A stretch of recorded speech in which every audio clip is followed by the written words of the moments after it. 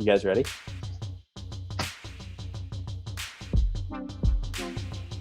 Well, hi, everyone. We are so glad that you're joining us back on Transformed Chats. And hey, we are taking time to talk about what it looks like to be a high schooler, what it looks like to be a Christian high schooler, and kind of where we find our identity in that. And I think it's really cool that we get to do that weeks after kind of Victor and I talked about identity.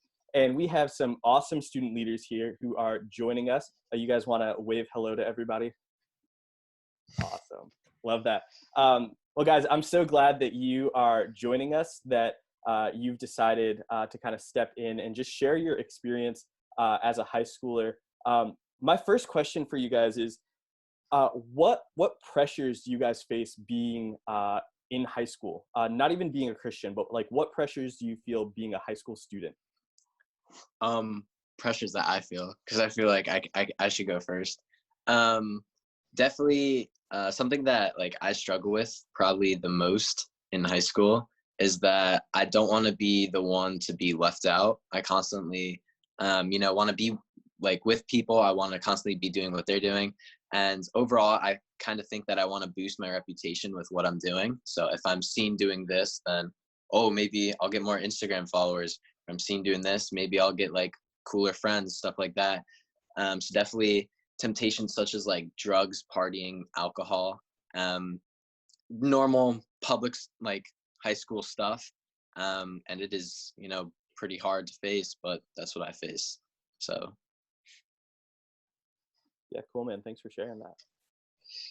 On top of that, from an academic sense, of course, is always the pressure of, and this generation, of course, but we're sort of being forced more so into having perfect grades and trying to have perfect academic record and trying to be smart throughout the entire of high school. Whereas like, if you're not smart, you can be judged for that. But at the same time, if you're too smart and you force it on everyone, you could also get judged for that.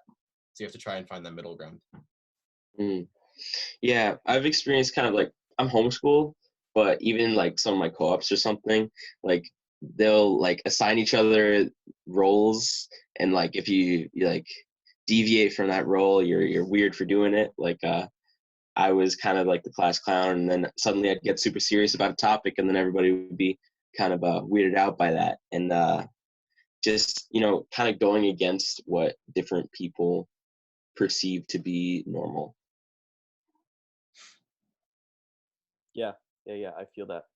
There was a ton of pressure. I went to a private high school, so I kind of know what Andrew's saying. I think dealing with like drugs and alcohol were a really big pressure when I was in high school as well. Eric, I actually want to use what you said as kind of a segue into talking about like a little bit about identity and those pressures that students face, and thinking like, guys, what are maybe identities, or if you were sitting in a room and there were people kind of standing around you and they were to say like, this is who this person is, what would they say about you? Like, what would they define you as? Just give me a couple words.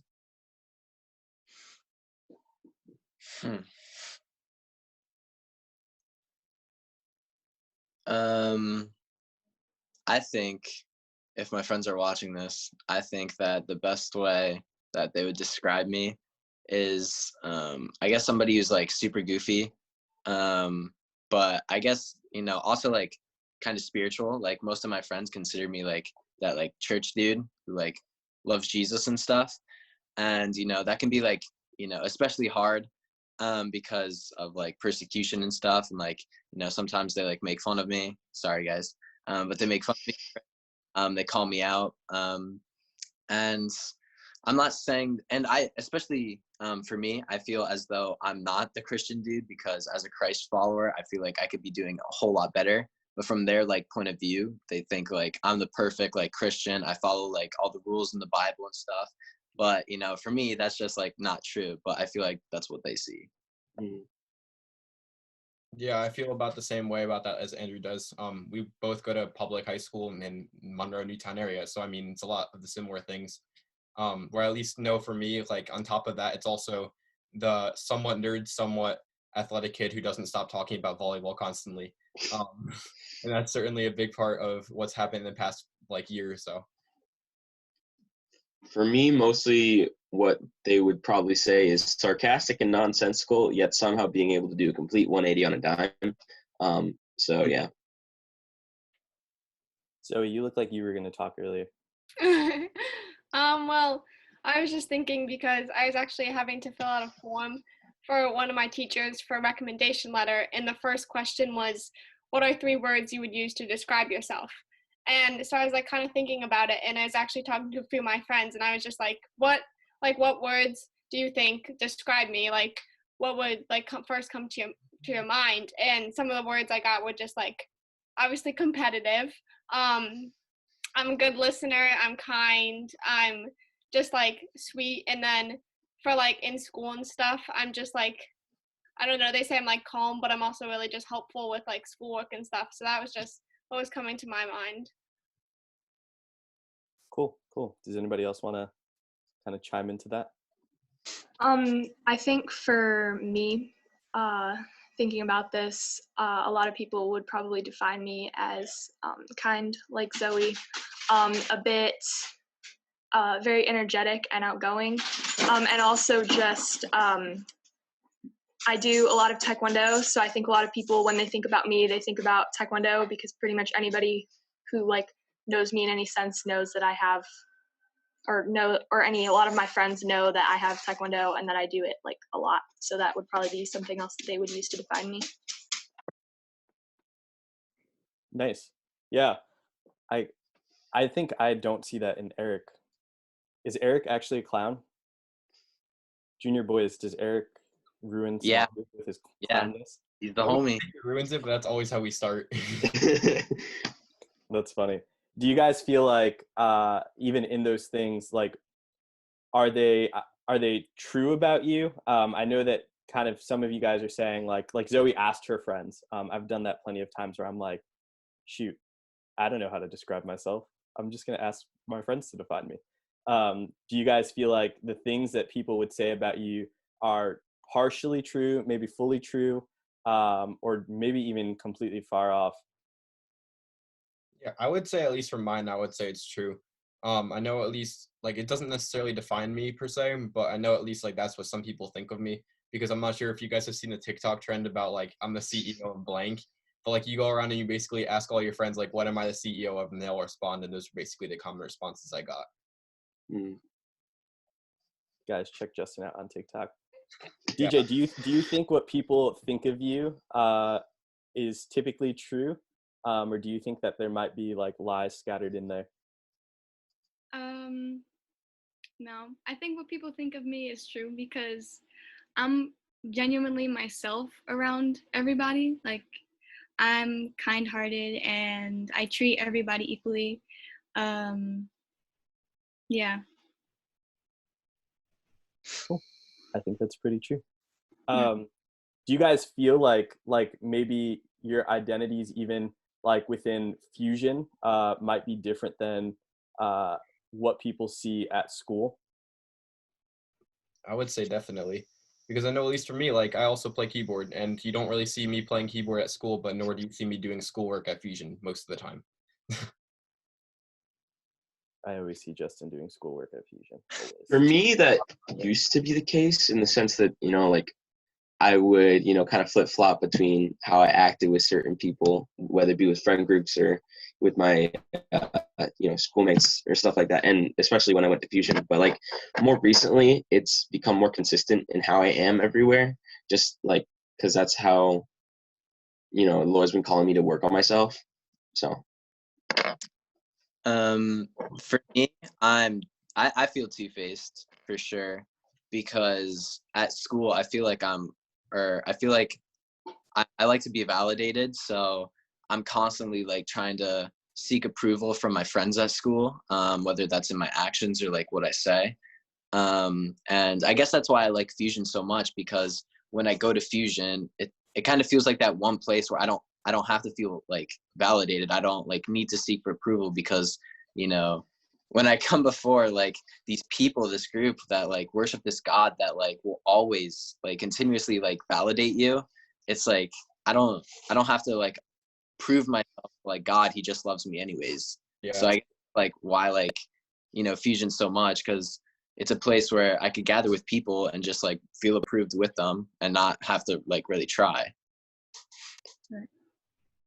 I think I'd have to agree for me with what Eric said. I think before I used to be really different, and I just like was kind of a people pleaser, and I wanted the people that I was with to like me, and so like I would say things that I think that like they'd like, or just try to do things to try to make them like me. But I think that God has also had me work on this and just trying in the last few years and recently, just trying to be the same person around everybody and not caring like what people think. Just like if they don't like me for who I am, then like I'm fine with that. Like, but just being myself around each person and not changing it, I think that's just one thing that I've been working on. And I mean it's getting better, but I feel like in some ways I still fall into the being like two-faced and like being different around like my school friends and then people at Fusion.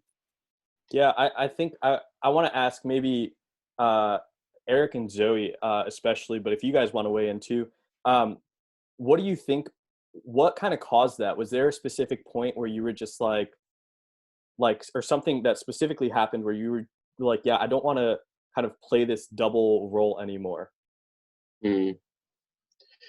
For me, it's when a friend from outside of Fusion actually came to Fusion.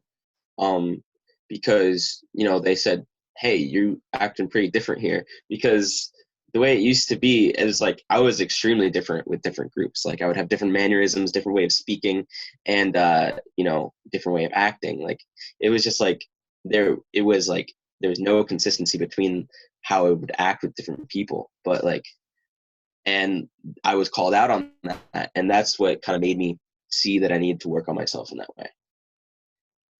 For me, I remember just hearing like I think it was a sermon about I don't know who was speaking, but talking about being different and just like finding your identity in who you are and stuff. And that I just remember really like just listening to what this person was saying and just being like thinking about it and being like, how am I in school compared to like at church? Like, am I the same person or is it different? And then I just realized I was like, well, no matter what, like I just want to start focusing on just being myself around anyone who I'm around. And so then since then, like I just started trying to change and like just focus on just being myself no matter who I'm with or like what I'm doing. Yeah, so for me, all of that's like definitely like it's probably one of the biggest struggles that I actually struggle with, and it's because like at school, like it's so easy because you're not, or for at least for me, I feel as though it's so easy to fall into temptations of like sinning, such as like cussing actions, all of that. And it's definitely hard, and as much as I want to improve it, it's pretty hard to like improve on that, besides being rooted. And I think one of the main ways that I kind of like get by is that me and my sister like run a Bible study there, so definitely like being rooted in our high school is definitely big. And it, like I said, it's hard because as Christ followers we're like called to bear the image of Christ. And when people are going around like in school, or attempting to bear the image of Christ, and yet again smoking, drinking, doing drugs, having sex, all of that, it like kind of like demoralizes the image of God. And I think that's very hard, something I struggle with. So yeah. That's really good. I appreciate you guys being super vulnerable and super honest. So did all of you get a chance to kind of watch Tim's sermon last night? Yeah. I think a question that I was asking my sophomore boys last night that I want to ask you guys to kind of within this topic of like, I think looking different than the people that you're around, and really kind of like living this contrasted life from what kind of society says like, hey, this is the norm, versus this is what like Christian living looks like. Those two things should look different in some ways. But thinking about the question of like, man, what has been the cost of you following Jesus in your life? What has that looked like? Well, for me, it's actually cost me some friendships, because like there was this guy I used to hang out with, and he would just often be very disrespectful to his parents. He would be like smoking weed in the basement and just all around just be blown off school and stuff like that. And it's just like it was making an impression on me that I saw and I didn't like. And I had to walk away from that relationship. And like every time I was with him, I would like rationalize it with myself saying, oh, well, if I'm here with him, I'm making him better. And, you know, there's a chance that, you know, it could be beneficial for him. But it was really just, again, just like destroying myself and doing that. So. Wow. Yeah. Yeah, I can kind of relate to that. I had a friend. We're still kind of friends, but she smokes and she drinks and all that stuff. And she tried to like peer pressure me into smoking with her one time. And I did end up doing it, but like I just noticed that it's not what I wanted for me. So I had to like kind of cut her off eventually. Yeah. Yeah. Thanks for being super transparent, DJ. I appreciate that. Yeah. Anybody else want to share? Yeah, I guess so. Mine was I sort of had a similar experience to Eric, whereas I did lose a lot of friendships in the process of like sort of choosing Christianity over like myself. And it sort of was a bit different, whereas like I didn't necessarily have to cut people off, but it was something like how there's something that Eric's mentioned in the past to me, like when we were in conversation about how it wasn't necessarily stopping friendships, it was more so stopping friendships from starting, and sort of seeing like, well, I'm still going to be friends with this person, but I just have to be mindful of how I'm going to act around them and like what sort of influence they're having on me and vice versa. Yeah, definitely. I feel that. I think that was a big part of my high school experience. Was trying to figure out, man, what's the difference between having Christian friends, and then like, what's the difference between being friends with non-Christians, but not necessarily allowing them to really make me kind of falter from what I believed, and that was super hard. I guess kind of my last question for you guys is like, man, how do you find joy maybe in, like, I'm thinking about kind of Romans 12, 2, where it says, do not conform to the patterns of this world, but be transformed by the renewing of your mind. Then you will be able to test and approve what God's will is, his good, pleasing, and perfect will. And I just know in my life that has been hard sometimes, to allow my mind to actually be transformed by God, and not conform to the world. So my question is, man, how do you find joy in the midst of like being a Christian in high school? Like, what does that look like for you? I think for me, it's just like remembering like the fact that being a Christian in high school and like having that connection to Christ is so amazing. Like the way that when you become a Christian and when you start to really live out your faith for Christ, like your life becomes changed for the better. And though it's like hard sometimes you have to cut off friendships, sometimes you have to distance yourself from people just because, you know, because that's not what God wants for you. And sometimes it's hard, but in the end, I have to continually remind myself that like God has the greatest plan for me. Like Jeremiah 29:11 says, for I know the plans I have for you, declares the Lord, plans to prosper you and not to harm you. And so like leaning into the plans that God has for me is kind of, it's just remembering that like God's way is actually the best way for me to live my life. Yeah, that's good. For me, I think that I kind of realized my job this year actually, and what my purpose was in going into my high school, is because freshman year I came in and I was like, all right, I'm going to try and convert as many people as I possibly can. Come junior year, I've converted, I don't think anybody, and I'm feeling pretty depressed about myself. But, you know, Tim like did a talk a while back, and he told us that our jobs aren't like to convert people, it's to at least plant the seed. So I think that, you know, going through day for high school, through our actions and through our words, we could just show the love of Christ. And later down on the line, like somebody else could come along and, you know, tell your like best friend from like 13 years ago about Christ, they're converted, they'll come back to you and be like, yo, I finally understand why you were so filled with joy all those years ago.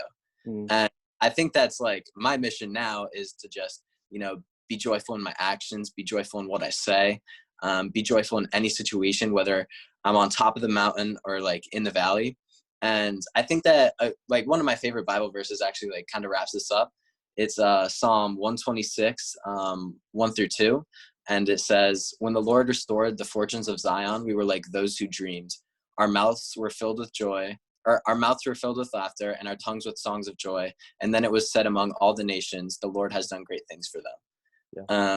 So yeah, I just think that, you know, our job in high school is to plant seeds that will eventually grow one day, because ultimately it's God's plan. So if God just wants us to be the first, you know, encounter that the person has, they can do whatever they want with it, as long as, you know, God ends up winning in the end. That's all. Yeah. Yeah, that's good.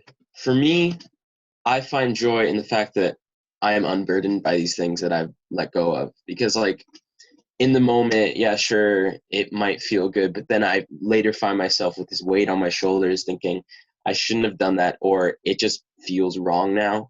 And then just letting those things go, like the weight was relieved off of me, and it's just like I find joy in the fact that I've been freed from those things. That's good. Yeah. I think for me, what I really like is just seeing how God has brought me joy in my own life, and hearing testimonies from others and seeing how God has worked in their lives and how he has used them to work in other people's lives. And I think that just gives me like a lot of joy to go out and like be like, I want to bring other people to Jesus, like hearing all these really cool stories and seeing how God performed like all these miracles. It's like, that just gets me like really excited. Yeah, that's good. Yeah, guys. Well, hey, I'm thankful that you guys joined in and shared, and thank you so much. I know I've said it kind of multiple times throughout this talk, but like y'all were super transparent and open and honest just about your own struggles and what it looks like to be a high school student. And I think the reality is that a lot of times you guys are facing these things and don't feel like you can actually talk about them. So just know that you guys being willing to kind of open up, talk about what it's looked like being a high schooler and the pressures that you faced, and maybe ways that like, yeah, I might have failed in this, but like, man, there's so much joy in following Jesus and knowing that like Jesus has forgiven me of my sins. Like that's awesome. And I'm super proud of you guys. I love you guys a lot. I miss you guys a ton. But yeah, thanks so much for joining. And yeah, I would say, hey, check in next week. Next week, we're actually going to have kind of a couple adult leaders talking about calling and if kind of being a Christian throughout your life is worth it, and the joy that they find in following Jesus. So it's going to be super awesome. So yeah, guys, thanks so much. We're so glad that you joined. SL, would you want to wave them out? Peace, guys. Bye. Bye, guys. Thanks so much. See you. Bye.